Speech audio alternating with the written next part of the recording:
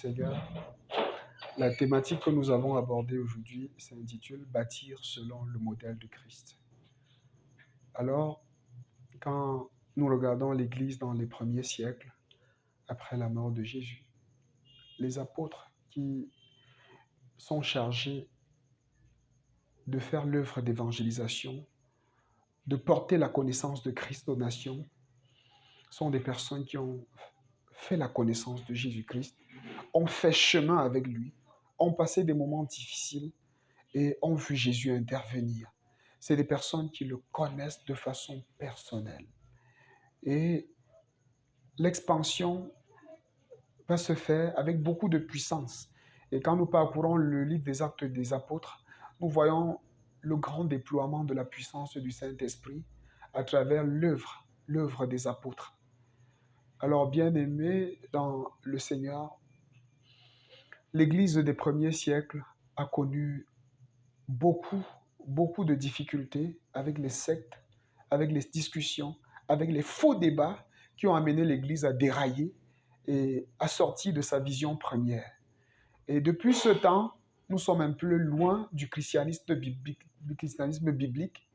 Et la théologie, qui était fondamentalement biblique, est devenue quelque chose d'inspiré par la philosophie. On utilise la philosophie pour expliquer la parole de Dieu.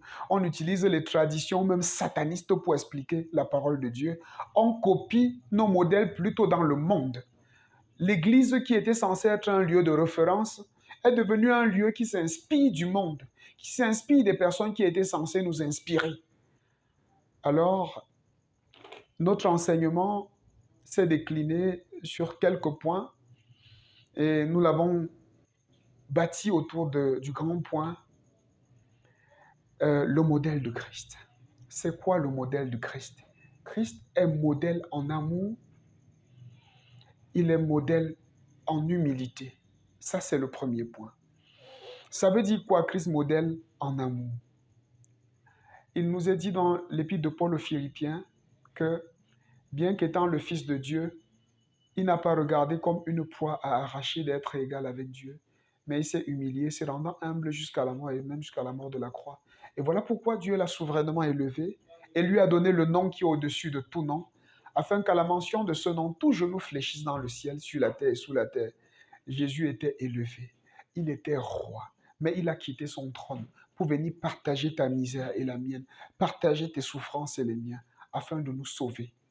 Jésus, sa parole déclare, il va dire en Jean chapitre 15, au verset 9, « De même que mon Père m'a aimé et que je vous ai aimé, aimez-vous les uns les autres. » C'est dire que l'amour qu'il manifeste ne vient pas de nulle part. Il a copié chez le Père.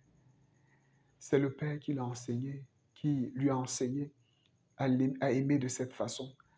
Et lui qui a reçu cet amour du Père, l'a communiqué à ses disciples, l'a communiqué aux autres. Il dira, aimez-vous les uns les autres comme je vous ai aimé. Mais il dit, ne faites rien par rivalité ou par vaine gloire, mais dans l'humilité, regardez les autres comme étant supérieurs à vous. C'est dire que celui que Dieu met à mes côtés, que je le veuille ou pas, il est une bénédiction pour moi. Et tant que je méprise cette bénédiction, je passerai à côté de ce que Dieu a prévu pour moi, de ce que Dieu a préparé pour moi. Alors, outre ce point, nous avons abordé Christ comme modèle de dépendance à Dieu et modèle d'homme de prière. Jésus est dépendant à son Père en ce sens que il ne faisait rien sans demander son avis. Il passait ses nuits à prier. Prier parce que il lui fallait recevoir de son Père. Il lui fallait recevoir de son Père. Il ne faisait rien de son propre chef. Il ne faisait rien sans demander l'avis de son Père. Il était totalement dépendant. Et voilà pourquoi il va enseigner à ses disciples. En Jean chapitre 15 au verset 5, « Sans moi, vous ne pouvez rien faire. Si vous demeurez en moi et je demeurerai en vous, car sans moi, vous ne pouvez rien faire. » Alors, sans Jésus, nous ne pouvons rien faire. Nous avons besoin, tout ce que nous faisons, sans que cela ne vienne de Jésus, sans que cela ne soit inspiré par Jésus, cela ne sert à rien. D'où la nécessité de nous tenir dans la présence de Dieu jusqu'à ce qu'il nous inspire. Outre cela, Jésus est modèle de leader. Et le leadership que Jésus nous communique, c'est le leadership serviteur. Jésus a lavé les pieds de ses disciples.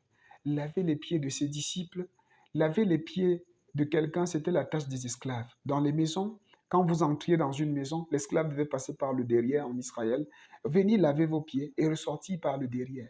C'est dit que Jésus prend la place d'un esclave. Il lave des pieds qui quelquefois sentent, qui puent, mais il les a lavés par amour, mais aussi par humilité. Cela ne lui a rendu rien enlevé. C'est dit, Jésus, dans son leadership, il fait avec nous, il fait avec ses disciples pour leur montrer l'orientation. Et Jésus également est manager. En Matthieu chapitre 14, Jésus, après qu'il ait multiplié les pains et les poissons, va demander à ses disciples, passez à l'autre bord, alors qu'ils ne voulaient presque pas se détacher des autres. Il les oblige. Jésus fait entrer ses disciples dans la barque et les oblige à passer de l'autre côté. C'est dit, ceux-ci n'avaient pas de choix. Ils ne voulaient pas. À des moments, Dieu ne va pas demander notre avis. Il est celui qui connaît ce qui est bien pour nous. Et pour cela, il va nous imposer certaines choses. Alors, Jésus est le modèle de leader. Ce leader qui fait avec nous, mais ce leader aussi qui nous impose le chemin qu'il faut suivre. À des moments, Dieu, par son Saint-Esprit, va nous imposer une voie qui est celle à laquelle nous nous attendions le moins. Alors, bien-aimés, c'est dit que Jésus-Christ est le modèle sur lequel l'Église va calquer son image. L'Église doit s'identifier à Jésus. L'Église doit ressembler à Jésus. L'Église doit prier comme Jésus. L'Église doit faire comme Jésus, imiter Jésus. Alors Jésus est le modèle. Pour cela, méditons la parole de Dieu. Lisons-la, lisons les évangiles pour faire comme Jésus a fait. Car il a dit, vous pourrez faire ce que je fais, vous pourrez en faire même plus. Si vous marchez avec moi et si vous dépendez de moi. Alors soyez bénis, bien-aimés. Shalom. Bien-aimés, je vais vous recommander à la grâce de Dieu. Que Dieu vous accorde de lui ressembler, car cela est possible.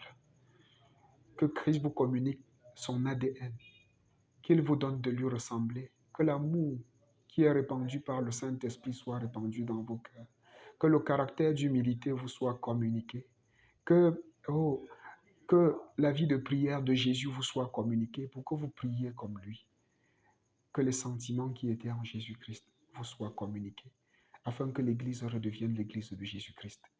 Soyez bénis. Shalom.